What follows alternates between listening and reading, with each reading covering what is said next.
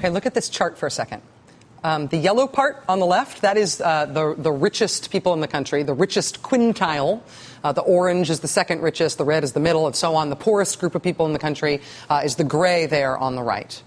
If you ask Americans, what this graph means is if you ask Americans, how would you like the wealth in this country to be distributed? Ideally, what would be best? This is what Americans say they would like it to be like in this country. So as you can see, Americans say, even ideally, we get that the richest people in the country are going to control more money than the poorest people in the country. That's our system. That's capitalism. So yellow, the richest, get a bigger share of the pie than the poorest people, the little gray section. This is what Americans say they would like our country to be like. That said, we realize that the rich really have gotten richer. And so when you ask Americans instead, not what do you want things to be like, but what income in this country really is like, this is what we tell pollsters we really think it actually is. This is what we think it is. Here's what it really is in real life. Yeah. We are totally incorrect in terms of how unequal we think we are as a society. We are way more unequal than we think we are. And what we say we want to be is radically more equal than we are, and radically more equal than what we have deluded ourselves into thinking that we are, but in fact we are not. Mother Jones published this graph together like this last year. It's based on a giant survey by a Harvard business professor and a behavioral economist. I have kept this graph in my bookmarks on my computer ever since. I think this is amazing and really important. It may also be key to fixing one of the scariest things written about the future of our country in a very long time. The great Chris Hayes, who you know from this network, has a new book out that's called Twilight of the Elites, America After Meritocracy. And in this new book, Chris makes the case that the people who are supposed to be good at stuff in our country are no longer good at stuff. We're sort of calcified in a way in this country that we count on an elite to do everything. But for a very important reason, our elite sucks. And it's kind of hard to argue with him on that. I mean, what elite institution is in good shape in our country if you judge by our recent history?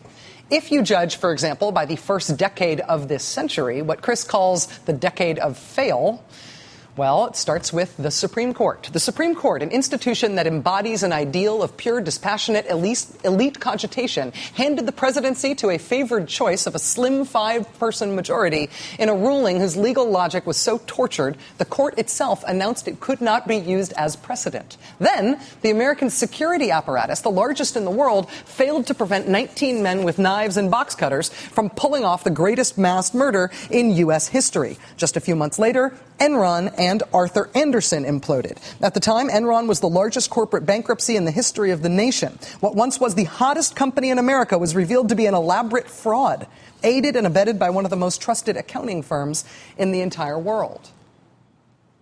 So that's how we started. And then there was the Iraq War. And then there was Katrina and the drowning of New Orleans. And then there was the collapse of Wall Street and the collapse of housing and the onset of the greatest depression since the Great Depression. Quoting Chris, the dysfunction revealed by the crisis decade extends even past the government and the Fortune 500.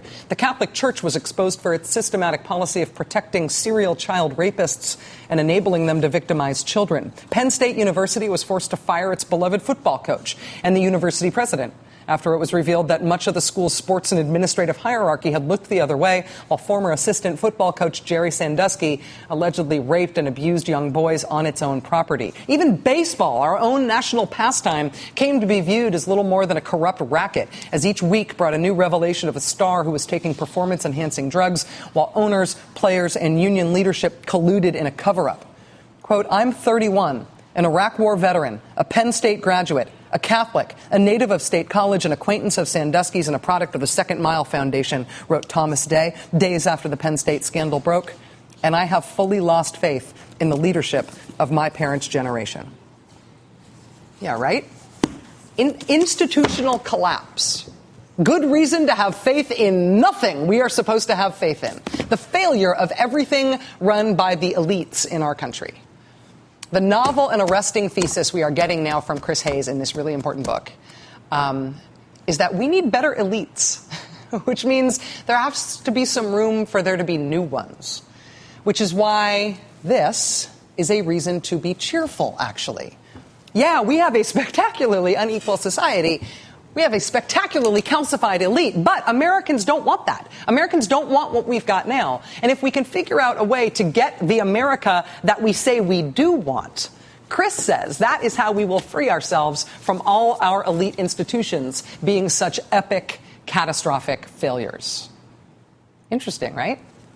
Joining us now for the interview, my friend and colleague Chris Hayes, the host of Up with Chris Hayes, weekends on MSNBC, and the author of the brand new blockbuster, Twilight of the Elites. Chris, it is great to see you. Congratulations, man. You did it. Thank you very much. It's wonderful to be here. It's wonderful to see you healthy and happy and in the anchor chair again.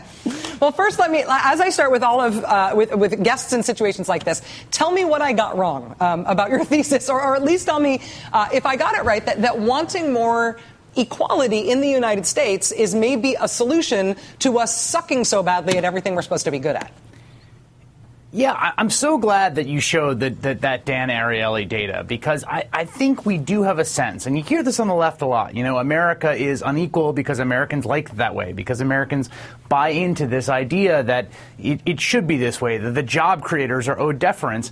And I think that data is really interesting because it shows we actually have more egalitarian impulses than we give ourselves credit for. That actually we underestimate just how unequal the society is, and we want it to be even more equal. And if my analysis is right, and I'm partial to think it is, I think that is the way out, because ultimately what we're seeing in the failed decade, what we're seeing over the last 10 years, I think, is the inevitable crises that extreme inequality of the kind that we have had produces. And the reason it produces it, and this is, I think, really important, is that it produces a society in which the elites have this social distance from the people whose decisions the people who experience the effects of their decisions. And that is a recipe for catastrophe. And there's all sorts of examples of how that's played out. So you have to have an elite that has to earn it. Essentially, you need to get back to meritocracy. You need to be in charge of something because you have proven an ability to be good at being in charge of that thing. And in order for that to be true, there has to be more competition to get into the elite?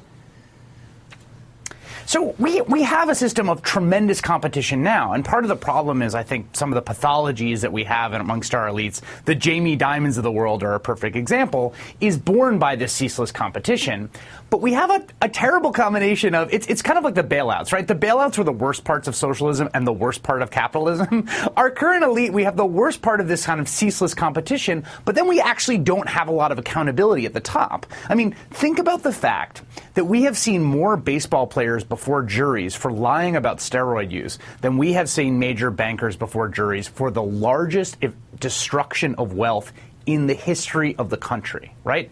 We have a country that is incredibly, incredibly punitive at the bottom. We put more people in prison than any other industrialized democracy, almost in any other country. We have a labor system in which you can be fired because you give your boss the wrong look or you call him dude.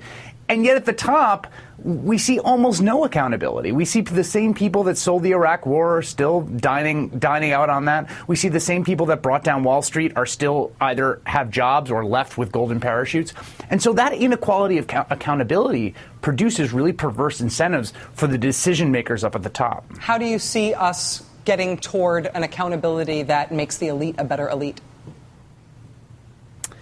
A huge part of it, I think, is making the society more equal. And it gets back to the chart you showed in the beginning.